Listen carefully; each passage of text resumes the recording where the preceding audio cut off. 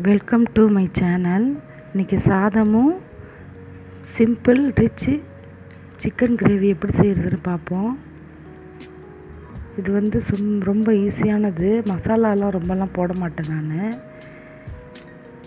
வெங்காயம், இஞ்சி பூண்டு விழுது, தேங்காவில் ஒரு 3 தக்காளி, 6 முந்திரி பருப்பு போட்டு அரைச்சா போதும்.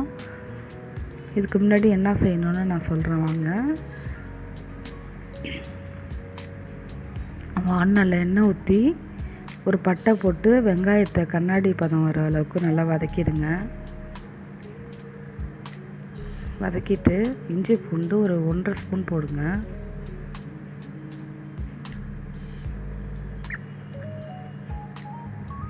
ஒன்றரை ஸ்பூன் போட்டு அதையும் நல்லா வதக்கிடுங்க.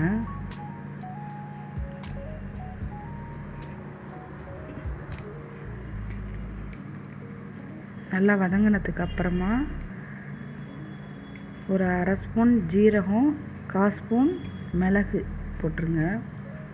அதையும் நல்லா அந்த எண்ணெயிலேயே வதக்கி விட்ருங்க.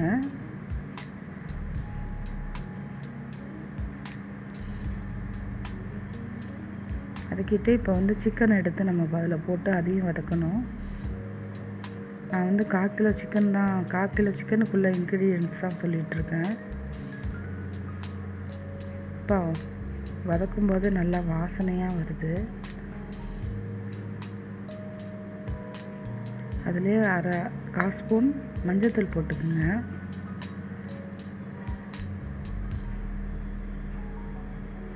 அதையும் ஒரு கிளறிடுங்க.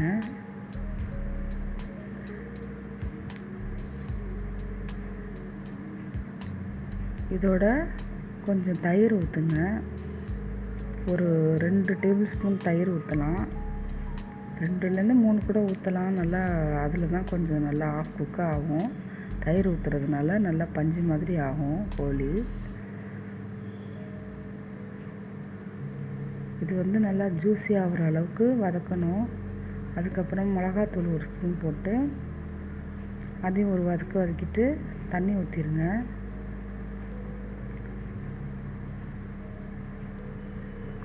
சிக்கன் முழுகிற அளவுக்கு தண்ணி ஊற்றினா போதும். அதை அப்படியே கிளறிட்டு மூடி போட்டு மூடிடுங்க. சிக்கன் வேகட்டும். அதுக்குள்ளே நம்ம தேங்காய் போய் அரைச்சிட்டு வந்துடுவோம். தேங்காய், தக்காளி, முந்திரி பருப்பு, இதுதான் அதுக்கு வந்து முக்கியமான ஒரு இன்க்ரீடியன்ட்ஸு.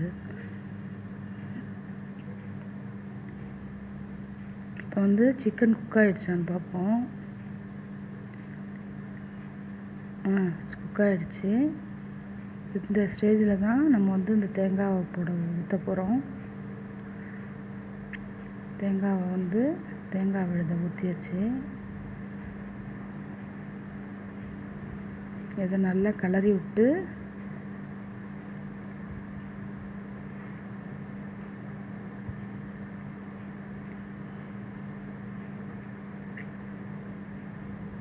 மூடி போட்டு மூடிடலாம்.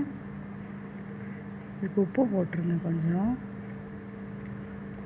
தேவையான அளவு உப்பு போட்டுருங்க. இந்த சேனல் உங்களுக்கு பிடிச்சிருந்து இந்த இன்க்ரீடியன்ஸ் பிடிச்சிருந்ததுன்னா உங்களுக்கு சப்ஸ்கிரைப் பண்ணுங்கள், லைக் பண்ணுங்கள், ஷேர் பண்ணுங்கள். இதை மூடி வச்சு கொஞ்சம் வெந்ததுக்கப்புறமா திருப்பியும் எடுத்துட்டு கருவேப்பிலை, கொத்தமல்லி போடணும். நான் கொஞ்சம் தான் இருந்தது, நிறையா போடலாம். கருவேப்பிலை, கொத்தமல்லி கொஞ்சம் இருந்ததுனால நான் கொஞ்சம் தான் போட்டேன். நல்லா திக்காகிடுச்சு கிரேவி ஓரளவுக்கு. நான் சாதத்தில் போட்டு சாப்பிட்றதுனால ரொம்ப திக்காக விடலை, கொஞ்சம் லைட்டாக கிரேவியாக இருந்துச்சு. நீங்கள் இட்லி, தோசை, பூரி, சப்பாத்தி எதுக்கு வேணாலும் இது வந்து சைடிஷ்ஷாக வச்சுக்கலாம்.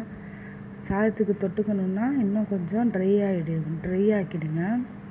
சாதத்துக்கு நல்லா தொட்டு சாப்பிட்லாம், நல்லாயிருக்கும். வறுவல் மாதிரி சாதம், சிக்கன். இன்றைக்கி தான் எங்கள் வீட்டு சமையல்.